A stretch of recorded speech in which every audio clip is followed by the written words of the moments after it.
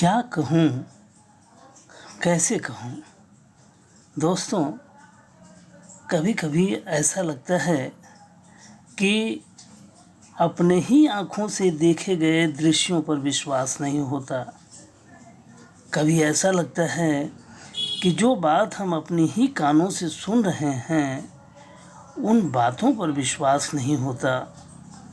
आज अभी अभी ये समाचार मिला कि बड़े ही प्रखर प्रतिभावान सिद्धार्थ शुक्ला अब हमारे बीच नहीं रहे।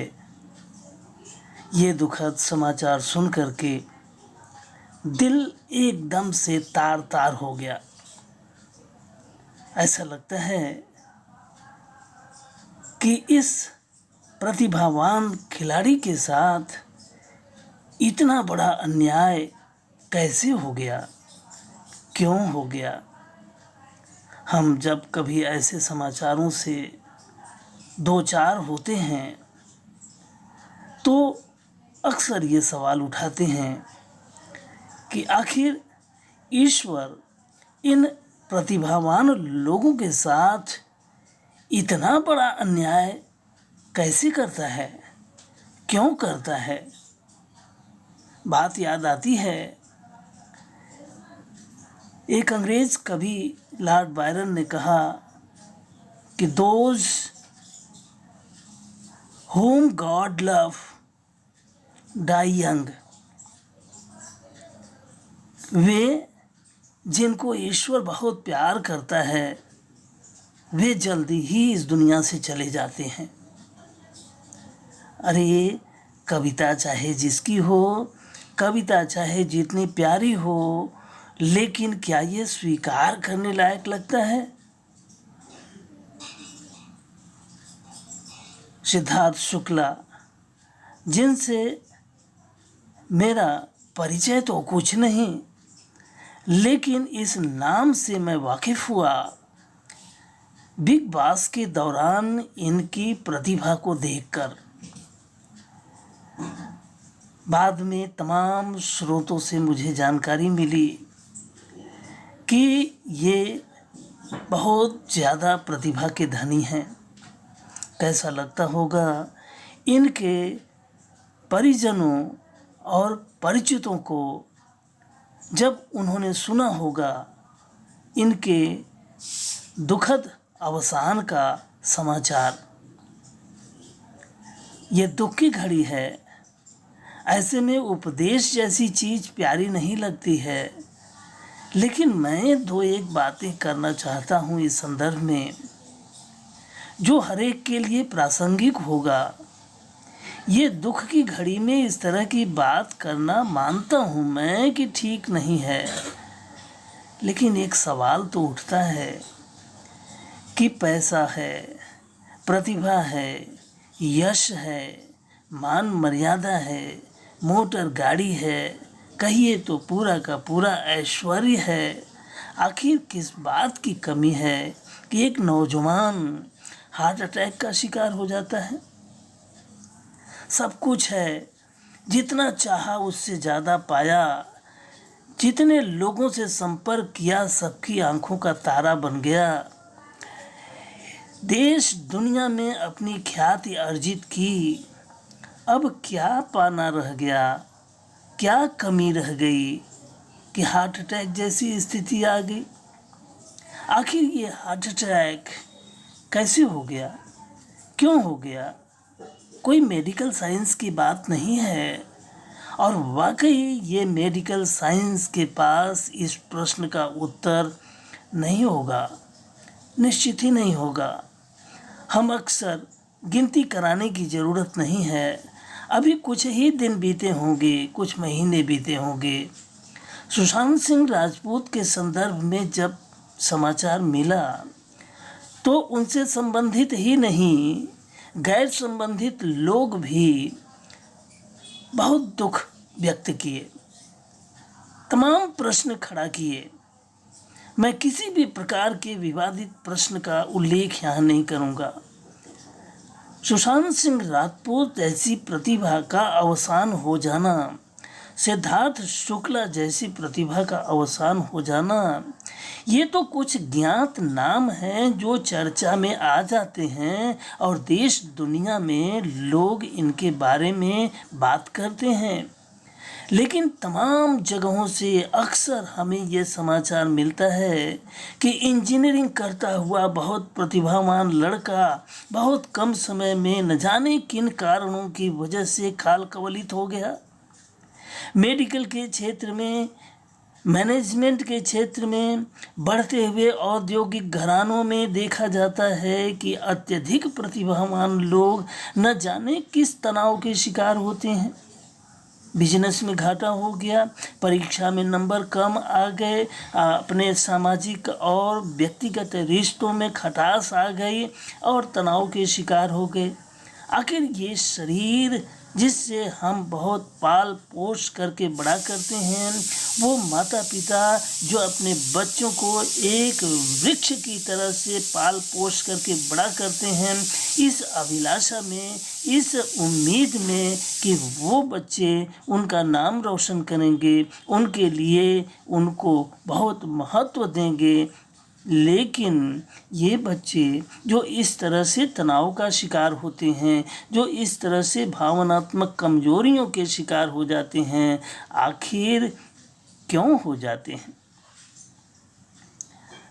एक बात पर विचार करने की ज़रूरत है कि अक्सर देखा जाता है कि लोग अपने शरीर का तो खूब पोषण करते हैं, जिम जाएंगे, कसरत करेंगे, सिक्स एब्स बनाएंगे और अपने शरीर को इतना शोभायमान करना चाहेंगे, इतना ताकतवर बनाना चाहेंगे कि वो उस शरीर के द्वारा ही अपनी सारी मनोकामनाओं को पूरा कर लेना चाहते हैं। शरीर को ताकतवर बनाना कोई बुरी बात नहीं है, लेकिन गौर किया जाए कि शरीर तो एक ऐसा गुब्बारा है जिसमें मन में चलने वाली तरंगें रहती हैं, भावना की तरंगें रहती हैं। अगर हम अपना मानसिक संतुलन पर भी ध्यान नहीं देते हैं, अगर हम अपने भावनात्मक संतुलन पर भी ध्यान नहीं देते हैं, तो आखिर ये शरीर रूपी गुब्बारा कितने दिन चलेगा? और कहते हैं कि ताकत के लिए अगर हमने अपने शरीर का पोषण किया और अपने आप को सबसे ज़्यादा शक्तिशाली और बलवान समझने लगे, तो कहीं न कहीं कुछ और सोचने की ज़रूरत है कि आदमी से ज़्यादा ताकत तो शेर में होती है और हाथी में होती है और तमाम ऐसे जीव जंतु हैं जो ताकत के संदर्भ में मानव से बहुत ज़्यादा आगे हैं। लेकिन मानव श्रेष्ठ है तो क्या वो केवल शारीरिक ताकत की वजह से? नहीं, वह अपने मानसिक शक्ति की वजह से, वह अपने भावनात्मक शक्ति की वजह से अन्य जीव जंतुओं से ज़्यादा ताकतवर है। तो क्या ईमानदारी से सब लोग जितना शरीर का पोषण करते हैं उतना ही मन का पोषण करते हैं? क्या शरीर और मन का जितना पोषण करते हैं उतना ही भावना का पोषण करते हैं? शायद नहीं। अगर जो करता है तो निश्चित ही किसी भी प्रकार के तनाव का शिकार नहीं होता है, और अगर वो तनाव का शिकार होता है तो शब्दों में चाहे जितनी बयानबाजी लोग कर लें, लेकिन कहीं न कहीं कोई कमी रह ही जाती है। बड़े बुद्धिमान हैं, किस बात के बुद्धिमान हैं? सांसारिक विषयों के बड़े ज्ञाता हैं और अपने आप को धरती का सर्वेश्वर समझ लेने की भूल करते हैं, और वहीं पर उनकी गलती हो जाती है। पैसा कमा लेते हैं और ढेर सारा पैसा कमा लेने के बाद अपने आगे किसी को कुछ न समझना और तमाम तरह के दुर्व्यसनों का शिकार हो जाना व्यक्ति की कमजोरी बन जाती है। और अगर कभी कभी देखने में आता है कि एक व्यक्ति अपने मानसिक पोषण के लिए एक मेंटर को रख लेता है, पूरा का पूरा मोटिवेशन प्राप्त करने के लिए वह किसी मोटिवेशनल गुरु के पास भी जाता है, संपर्क में भी रहता है। अक्सर देखा जाता है कि मोटिवेशनल बुक्स को पढ़ना, रखना, अपने साथ लेके चलना, ऐसे दृश्य भी देखे जाते हैं। आध्यात्मिक गुरुओं के संपर्क में रहना, आध्यात्मिक गुरुओं से सलाह मशवरा करना, इस तरह के भी उदाहरण देखे जाते हैं। लेकिन ये सब चीज़ें बाहरी रूप से थोपने जैसा होता है। एक व्यक्ति को चाहे वह जितना बड़ा स्तर प्राप्त कर ले, उसे कम से कम 4 स्तर पर अपना पोषण निरंतर करते रहना चाहिए। चाहे जितने धनवान हो जाएं, चाहे जितने ऐश्वर्यवान हो जाएं, चाहे जितने समाज, देश और विदेश में ख्याति के पुंज बन जाएं, अगर उन्होंने अपने आप को बराबर 4 बिंदुओं पर, 4 एस्पेक्ट्स में, 4 तरह से अपने शरीर के चारों आयामों को एक समान महत्व दे करके पालना पोषना नहीं किया, तो कहीं न कहीं कुछ कमी रह जाती है। इस दुनिया से चले जाना तो चलिए, हम सारे लोगों को दुख के सागर में गोते लगाते हुए छोड़ करके चले गए, मुक्त हो गए, लेकिन लोग रह गए रोने के लिए, बिलखने के लिए, विलाप करने के लिए और तमाम तरह की बातें करने के लिए। लेकिन वह व्यक्ति जो इसका शिकार हुआ, वह मुक्त हुआ, वह चला गया, उसको क्या फर्क पड़ता है। लेकिन जिंदगी का मजा तो तब है जब जीते जी सुख दुख हानि लाभ जीवन मरण इत्यादि के अनुभवों का साक्षात बोध करें।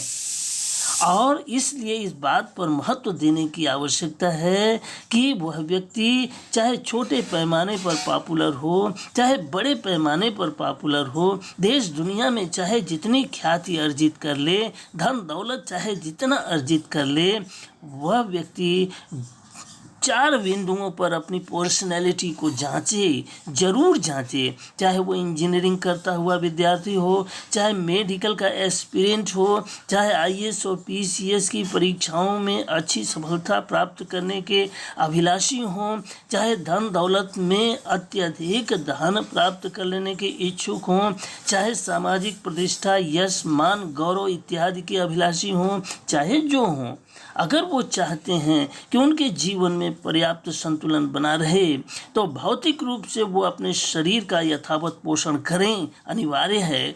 क्योंकि जितना मजबूत गुब्बारा होगा, जितना मजबूत कवच होगा, जितना मजबूत ये शरीर होगा, उतनी ही मजबूती से अन्य चीज़ों को धारण करेगा। दूसरे पैमाने पर वह अपने मानसिक संतुलन को बनाए रखने के लिए खुद प्रयास करें, खुद कोशिश करें, खुद चिंतन करें, खुद सोचें कि ये जगत में सारी चीज़ें आनी जानी है, अगर रहना है तो इसमें संतुलन बना के रहना ही उचित होगा। और तीसरी चीज़ है वो भावनात्मक रूप से अपने आप का पोषण करते रहें। और भावनात्मक रूप से पोषण करने का तात्पर्य होता है कि हम अपने आसपास के लोगों के भावनात्मक पोषण को प्राप्त करें।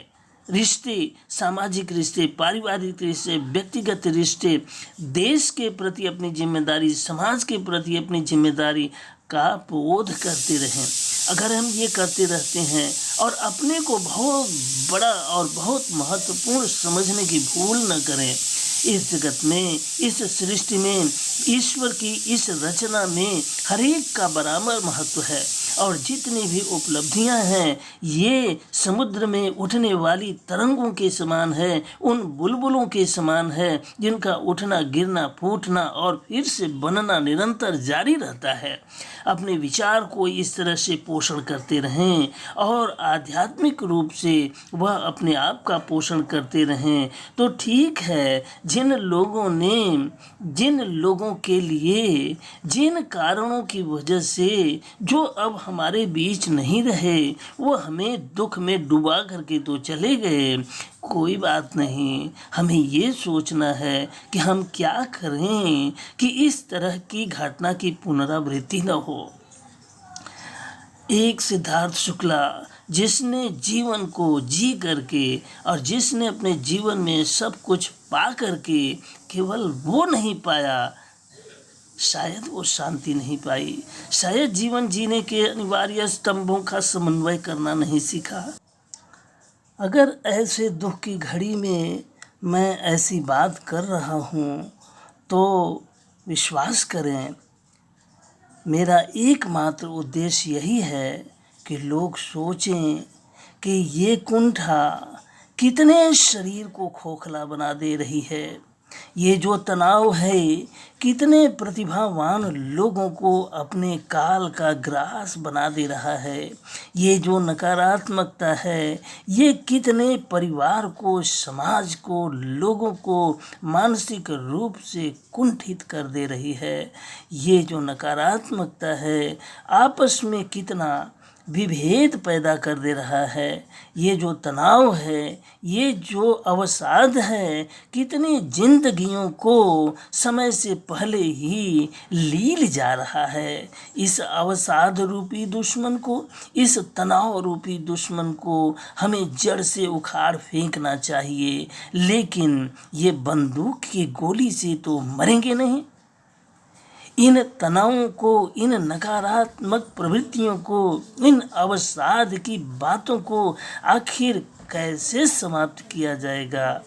कुछ लाइक माइंडेड लोग जब एक मत होकर के अभियान स्वरूप अगर इन दुश्मनों से लड़ने के लिए संकल्पबद्ध हो जाएं तो निश्चित ही बड़ी बड़ी प्रतिभाओं को हम काल कवलित होने से रोक सकेंगे।